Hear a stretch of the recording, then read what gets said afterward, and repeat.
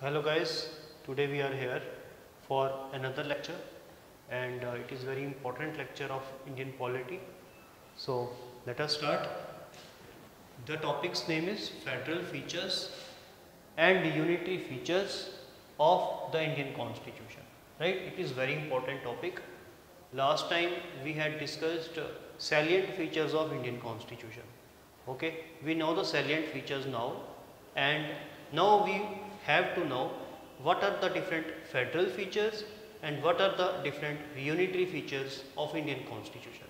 We have to do this in a bit detail so that you can have a grasp over this topic, right? So we are starting. We will do federal features first, right?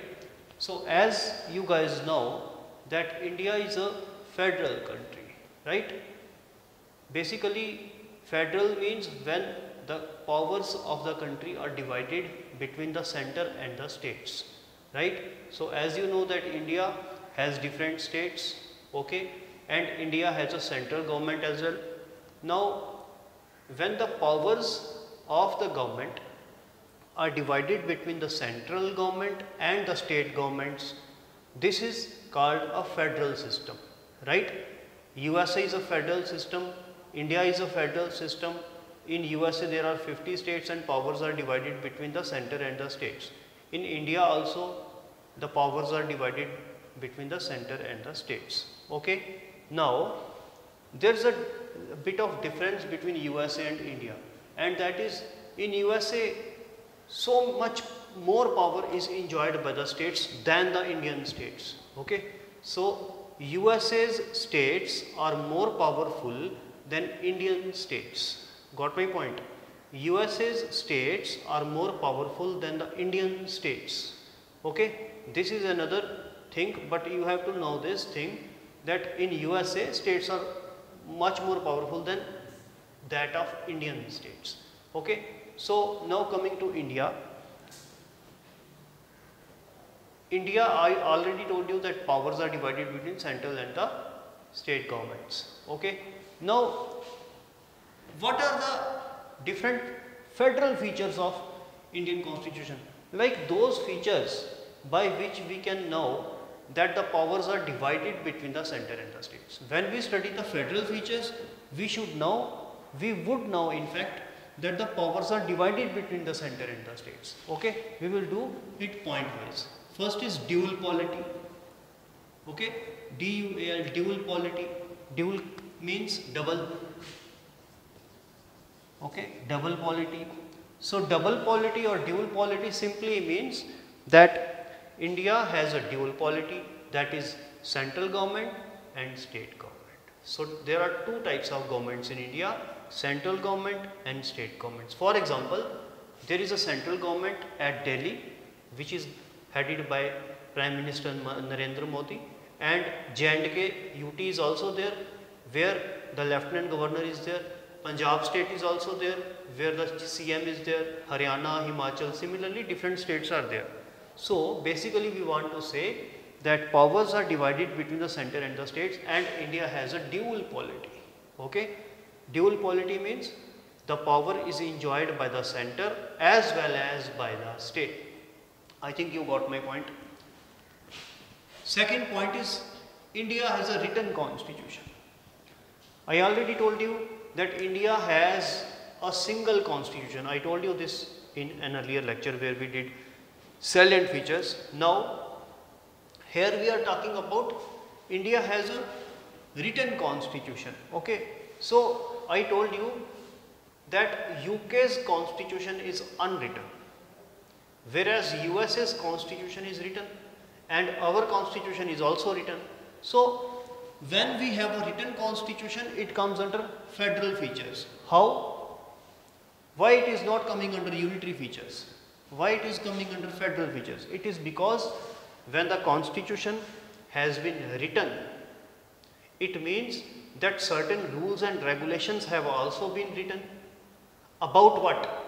Certain rules and regulations have already been written about the power of the center and about the power of the states, okay. So this point simply wants to mean that powers are by writing tell that they are differentiating between the center and the states.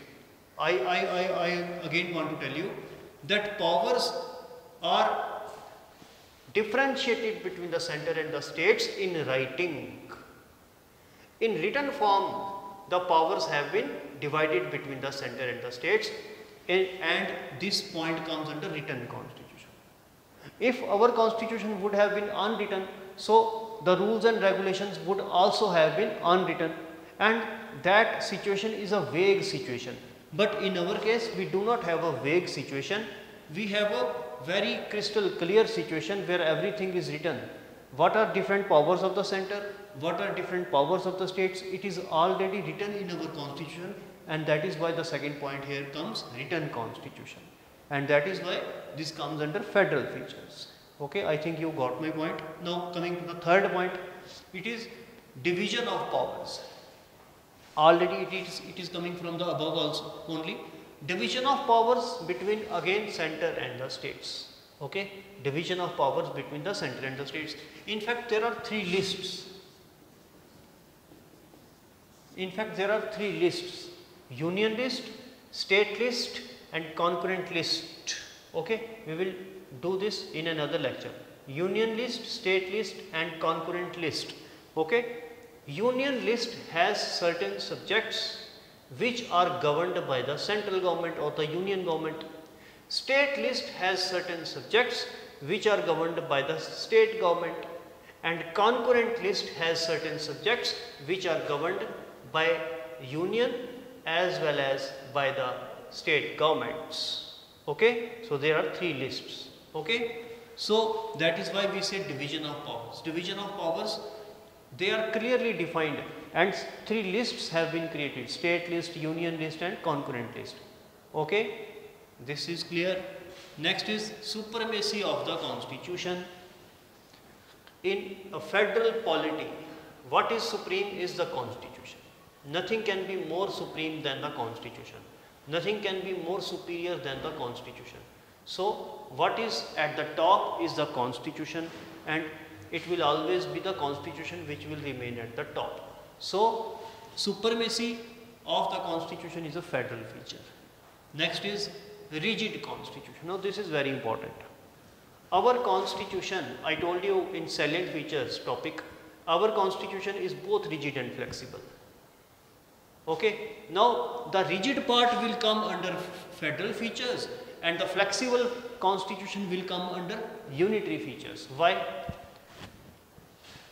It is because of the fact that when an amendment process is difficult to be brought, the constitution becomes rigid. So here the rigid constitution has been written. It means that in a federal polity, the constitution is rigid, that when the powers are divided between the center and the states, it is not easy to divide, it is not easy to amend the constitution. So simply put, it can mean that when it comes to dividing the powers between the center and the states, the constitution becomes rigid. The amendment process becomes rigid. Okay, why? Because here states are involved. If states' interests are involved, so everything is rigid in our country. I mean in our country. Okay, so that is why rigid constitution. Okay, next is independent judiciary. Our judiciary is independent of the executive, of the legislature. It means, I already told you in I think last lecture, that there are three pillars of the government: executive, legislature, and judiciary. Executive consists of Council of Ministers headed by the Prime Minister. Legislature consists of Rajya Sabha, Lok Sabha, and the President of India. Whereas judiciary is separate, which consists of Supreme Court, High Court, and lower courts. In this settlement in this state of affairs, judiciary is called independent because judiciary cannot be influenced by executive, it cannot be influenced by legislature. That is why judiciary is an independent pillar. Okay. Why it is so? So that if executive jumps its powers, if executive crosses its jurisdiction, judiciary can come into play and it can check the executive. Similarly, if legislature jumps its powers, jumps its jurisdiction, the judiciary will come into play and check the legislature. Okay, this is the system of checks and balances which has been put into place by the constitution in our country. Okay, and that is why we say judiciary is independent. Next is bicameral, bicameralism. Bicameralism, here we mean that the legislature of India, that is Parliament of India, consists of two houses. Bi means two, bi means two, cameralism means houses. Okay, so we have two houses, that is Rajya Sabha and Lok Sabha. Rajya Sabha is the house of states, Lok Sabha is the house of people. Okay, so we have two houses. In USA also we have two houses, Senate and House of Commons. Okay, so that is why we have bicameralism, right? Sorry, in USA it is House of Representatives, not Commons. Commons is in UK. Okay, so bicameralism is there in India. So these 7 points I told you: dual polity, written constitution, division of powers, supremacy of constitution, rigid constitution, independent judiciary and bicameralism are the federal features of Indian constitution. Now in the preliminary exam, he will simply ask you, he will jumble the things and he will mix the unitary as well as federal features, and he will ask you identify the federal features of the constitution from the below. Okay, so you will have to check, you will have to tick mark the federal features or the unitary features, whatever is asked. So in this process the objective type or MCQ type questions will come in the examination. Okay, I think you can remember these 7 points. Okay, now we will come to unitary features.